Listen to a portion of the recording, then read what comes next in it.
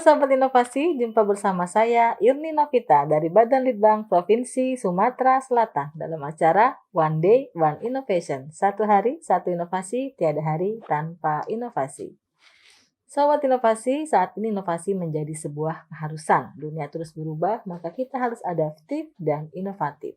Untuk menginspirasi, kami hadir dengan para inovator hebat dengan inovasi-inovasinya dalam acara One Day One Innovation.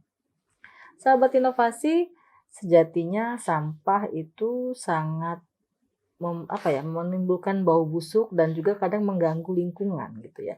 Tetapi dengan berlalunya waktu, pengolahan sampah akan sangat menguntungkan bagi pengelolanya sehingga efek sampingnya juga bisa menghindari atau mengurangi sampah-sampah tersebut di lingkungan. Berbicara mengenai sampah, telah hadir di studio podcast kami Ibu Ivon Setiawati, SIKOM MM, dengan inovasinya mendobrak jalan buntu dengan inovasi biowash. Apa sih inovasi biowash ini? Langsung saja kita sapa Ibu Ivon atau saya panggilnya Mbak Ivon. Selamat datang Mbak Ivon di acara kami One Day One Innovation. Terima kasih Bu. Bagaimana kabarnya hari ini? Baik sekali. Baik ya. Tetap berinovasi dengan inovasinya si biowash ini ya. Iya. Kenapa sih mengambil inovasi mendobrak jalan buntu? Apa sih yang didobrak gitu? Iya, seperti yang kita ketahui kalau sampah itu menjadi permasalahan yang terus ingin dicari solusinya, tapi belum ada solusi yang benar-benar bisa. TPA menumpuk, menggunung, pernah rubuh, pernah meledak gitu. Kalau kita mau bakar terus juga nanti asapnya bisa mengganggu. Betul. Nah, kalau TPA penuh harus cari yang baru. Sedangkan komposisi sampah di TPA itu paling banyak itu sampah organik. Betul. Jadi kami berinovasi gimana sih caranya sampah organik ini bisa kita kelola.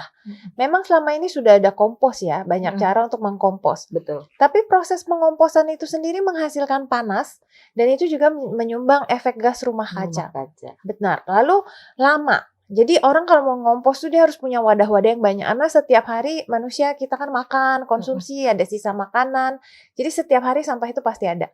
Dari masalah ini saya berpikir bahwa gimana caranya kita bisa ngompos cepat.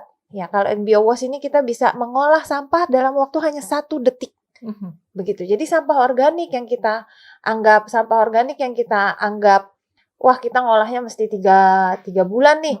Itu bisa kita olah hanya dalam waktu 1 detik dengan biowash Promik. Jadi sampah-sampah ini dikumpulkan, kemudian dikasih starter gitu, istilah dikasih sedikit ataupun emosi ataupun biang gitu ya untuk membuat sampah ini menjadi sesuatu yang tidak berbau gitu. Berbau nggak sih Mbak dalam halnya ini, dalam hal pengomposan ini? Tidak berbau, tidak menimbulkan panas, tidak mengundang lalat. Jadi yang kita berikan itu katalisator lah, istilahnya biowash ini sebagai katalisator untuk pengolahan sampah organik. Jadi sampah organik itu kita pilah. Dan biasanya sampah organik yang dipilah pun yang biasanya untuk kompos, itu kalau yang berminyak atau misalnya amis-amis kayak sisa daging, jeroan dan sebagainya itu tidak bisa. Sisa-sisa kayak kelapa yang bisa berpotensi menghasilkan minyak itu juga biasanya dihindari di kompos biasanya. Tapi dengan biowash itu jenis sampah yang penting dia organik, itu bisa kita olah langsung 1 detik kita bisa pupukkan ke tanaman kita atau jadikannya sebagai media tanam. Jadi misalnya nih kan ada sampah sekitar satu kontainer yang kecil lah ya, yang ukuran segini gitu ya, 1 drum gitu ya. Nah itu berapa sih kita harus campurkan si starternya ataupun katalisatornya sehingga dia bisa tercampur dan langsung bisa digunakan untuk pemupukan di tanaman. Baik, mungkin saya bisa jelaskan gimana cara buat si biowash-nya ini dengan starter yang namanya Promik. Mungkin saya bisa kasih lihat ya. Ini starternya Promik. Lalu kita campurkan dengan 1 kilo daging buah, 1 kilo kulit buah kalau mau bikin untuk pengolahan sampah kita pakai 1 kilo kulit buah, lalu 5 liter air. Kita diamkan selama 3 hari, jadilah ini, namanya biowash. Biowash ini kita bisa encerkan, campurkan 1:30. Jadi kalau 1 liter biowash, maka kita campur ke 30 liter air. Jadi untuk 1 starter Promik ini bisa mengolah sampai kira-kira 3 ton sampah. Wow. Gitu. Jadi dari 200 ml Promik jadi 5 liter BioWash, kita campurkan 1:30 ke berarti 150 liter air. Kita punya sekitar 155 liter cairan, itu untuk ngolah sampah organik 1 detik. Bisa Gitu 3 ya. ton. Nah, dalam hal penggunaannya sendiri gitu ya, tentunya kan tidak sembarang sampah gitu. Maksudnya kan tentunya harus ini sampah yang organik. Nah, dari mana Mbak Ivon mendapatkan sampah organik yang sedemikian banyak gitu? Ada kerjasama atau bagaimana sistemnya? Awal-awal pasti tujuannya untuk ngolah sampah rumah tangga sendiri ya, karena kita berpikir ya sampahku tanggung jawabku. Jadi tujuan awal itu pastinya kita mau ngolah sampah rumah tangga sendiri. Lalu setelah lihat hasilnya itu tanaman-tanaman di rumah subur yang tadinya nggak numbuh buah, nggak berbunga, jadi berbuah, berbunga, maka sudah mulai masuk ke arah komersial. Jadi kami punya kebun di Banyuasin, itu kebun organik, dan kita akhirnya ngolah itu pakai sampah. Dan sampahnya itu kami ambil dari rumah makan.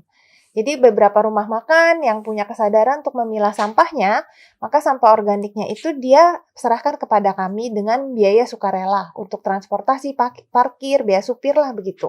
Jadi sekarang kita punya rekanan-rekanan di rumah makan, di kafe-kafe yang mau milah sampah, jadi dia pilah sampahnya, lalu kita jemput, kita ambil untuk pengolahan di kebun kami.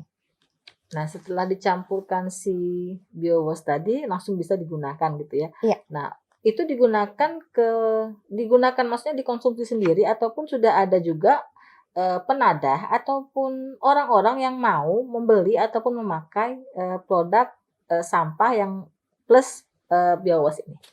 Nah, kalau untuk produk sampahnya sendiri, komposternya ya, istilahnya kan kompos, kayak pupuk atau Ya, media gitu. tanam, itu sudah ada beberapa langganan.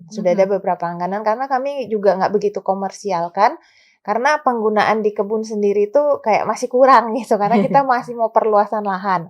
Nah, kalau untuk sayurnya sendiri, kami juga sedang kampanye untuk sayur organik, karena ketika kita mulai pendekatan ke pasar, sayur-sayur organik ini ternyata belum dijadikan sebuah gaya hidup ya. Jadi orang-orang lebih milih sayur yang penting murah, yang penting cantik gitu. Tapi tanpa tahu bahwa proses sayur tersebut mungkin banyak disemprot kimia, dipupukkan kimia yang sebenarnya tidak baik untuk kesehatan kita jangka panjang. Jadi edukasi sayur organik ini sekarang kita juga lakukan. Gitu ya. Nah, baik dalam hal apa namanya, diversifikasi ataupun macam-macam ininya ya, produknya gitu ya. Ini kan saya lihat ada yang warna pink gitu ya, ini warna pink gitu. Iya.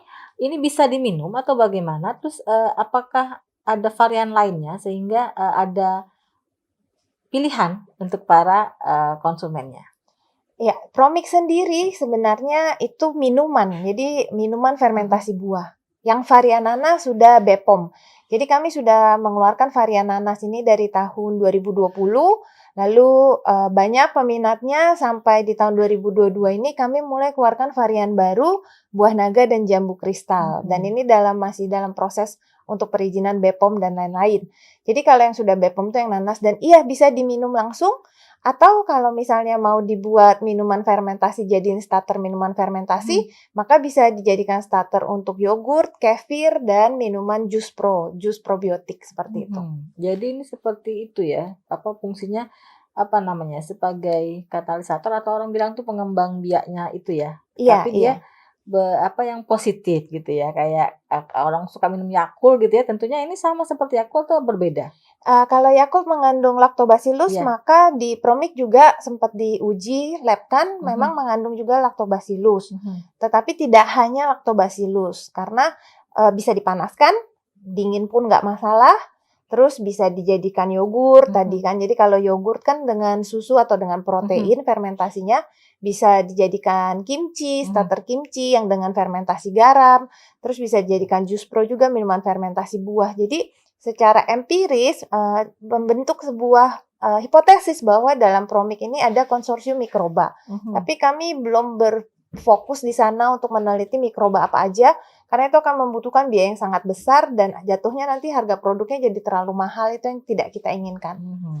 Nah, ini yang saya pegang ini Promik ya? Iya, itu Ini yang Promik. siap jual ataupun yang merupakan starter? Itu yang merupakan starter. Jadi siap jual, bisa langsung diminum, bisa untuk bikin biowash dan lain-lain. Nah, ini berapa nih harga jualnya? Kalau yang jambu kristal, harga jual kita nasional itu di 57.000 untuk 200 mili. Nah, ini penggunaannya bagaimana? Saya bisa langsung minum atau harus diencerkan, disolven dengan air gitu? Bisa langsung diminum karena Promik bukan merupakan konsentrat.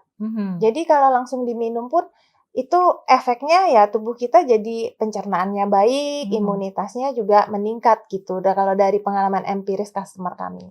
Tapi dia juga bisa diencerkan, maksudnya mungkin dimasukkan dalam 1 sendok, dimasukkan dalam 1 gelas air gitu ya? Ya, bisa. Jadi sesuai selera. Karena kalau hasil fermentasi Promik ya, atau si Promiknya sendiri kan rasanya asam. Jadi kalau kita mungkin kurang suka minum asam, kita bisa campur ke jus buah-buahan kita, ke smoothies, ke kopi, ke teh, bahkan ke air minum. Kalau kita bawa air minum ke kantor, kita bisa kasih 1 sendok, 2 sendok gitu sesuai selera kita. Oh, jadi ini yang harganya 57.000 ya Mbak Ivon ya? Iya, kalau yang nanas lebih murah, harganya 47.000. Oh, nanas lebih murah, jambu kristal lebih mahal. Iya. Kalau buah naga bagaimana? Buah naga sama seperti jambu kristal, harganya di 57.000. Jadi gitu kita ya. sesuaikan dengan harga bahan baku lah, harga dari buahnya. Nah, dalam hal pengembangan produk ini ya, kendala-kendala apa sih yang berarti dialami dan bagaimana cara mengatasinya? Dalam pengembangan produk, paling kendalanya itu edukasi ya, karena kan namanya inovasi pasti orang kayak baru ngeh gitu, seperti, "Masa sih ini bisa diminum langsung? Minumnya takarannya berapa?" Gitu. Karena bukan obat sebenarnya nggak ada takaran, sesuai selera tubuh kita lah, sesuai kecerdasan tubuh kita. Jadi paling saya nggak sebut itu kendala, tapi seperti tantangan lah untuk lebih banyak mengedukasi lebih banyak orang. Terus kadang ada yang nanya juga, kalau udah jadi biowash atau jadi jus pro, bisa nggak mereka dijadikan biang kembali gitu? Itu kita jelaskan nggak bisa, kenapa nggak bisa, gitu-gitu sih paling. Oh, jadi dia ada 2 hal yang berbeda. Kalau biang itu kita untuk sampah, lebih ke arah penggunaan sampah, tapi dia juga sekaligus bisa digunakan dalam penggunaan atau dalam pembuatan minuman berperisa gitu ya, artinya dengan campuran buah-buahan tertentu gitu. Iya, jadi bisa juga sebenarnya awal kita tuh buat tuh karena corona. Jadi untuk minuman kesehatan, istilahnya bukan untuk kesehatan lah ya, ini pangan fungsional lah. Jadi yang menunjang daya tahan tubuh kita, imunitas tubuh kita. Nah, seiring berjalannya waktu, setelah corona sudah mulai mereda, kita baru bergerak di lingkungan. Karena kita coba sendiri di rumah, bisa kita gunakan untuk olah sampah, dan memang cepat, hanya butuh 1 detik, semua sampah kita langsung bisa kita manfaatkan. Begitu ya. Baik, harapan ke depannya terhadap produk ini? Harapannya banyak varian lagi yang kita ciptakan, terus kami juga ingin lebih banyak mitra dan bisa mengembangkan biowash, jus pro, jadi bisa mendukung perekonomian masyarakat, banyak wirausahawan baru yang bisa kerjasama dengan kami juga, dan kalau di lingkungan ya harapan kami lebih banyak dari pengusaha yang menyadari tanggung jawab tentang sampahku ini tanggung jawabku loh, jadi dipilah lalu bisa kerjasama dengan kami untuk kita olah. Baik. Nah, pesan-pesan kepada inovator juga mungkin kepada masyarakat Sumatera Selatan, silakan. Terima kasih. Pesannya ketika kita melihat masalah, maka di situ sebenarnya ada solusi. Hanya bagaimana kita bisa kreatif, bisa inovatif, pantang menyerah, berusaha terus, sampai akhirnya kita mendapatkan jalan keluar dari permasalahan tersebut. Dan intinya dalam berkarya itu adalah bukan, istilahnya bukan harapan untuk menjadi kaya atau menjadi tenar, tapi bagaimana kita sebagai manusia bisa memberikan manfaat dalam kehidupan kita. Baik. Gitu. Nah, ini produknya sudah ada di medsos enggak lah, Mbak ya? Kita ada jual di website kita punya mitra dari Aceh sampai Jayapura. Berarti sudah bisa diperoleh melalui online ya? Iya, bisa ke website kami di kausalestari.com. Oh, baik. Terakhir, ucapan terima kasih kepada pihak-pihak yang telah membantu dalam pelaksanaan inovasi ini. Baik, saya berterima kasih kepada Bapak Gubernur dan Bapak Wakil Gubernur karena telah mengadakan lomba inovasi dan kami terbaik 1 di kategori UKM. Kak, saya juga berterima kasih kepada kedua orang tua saya, kepada suami saya yang selalu mendukung kegiatan saya, pemikiran-pemikiran saya, kepada anak-anak juga yang memahami kegiatan saya dan selalu juga support. Saya berterima kasih kepada Pak Ruda selaku Ketua ICSB dan juga kepada rekan-rekan kami, mitra-mitra kami, customer-customer kami yang selalu mendukung dan menyemangati kegiatan-kegiatan kami. Terima kasih atas kehadiran Mbak Ivon Setiawati, SIKOM MM. Selamat juga kepada Mbak Ivon karena merupakan terbaik pertama dalam kategori UKM inovatif dengan pada saat malam inaugurasi inovator di Geria Agung yang diberikan langsung oleh Gubernur Sumatera Selatan. Tentunya acara ini juga acara malam anugerah inovator memotivasi para inovator-inovator di Sumatera Selatan sehingga mereka akan lebih giat lagi dalam berinovasi gitu ya.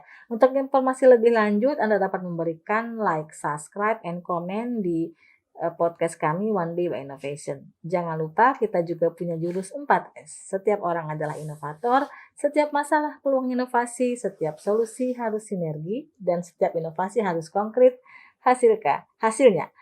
Nantikan kami di acara podcast kami selanjutnya. Salam inovasi.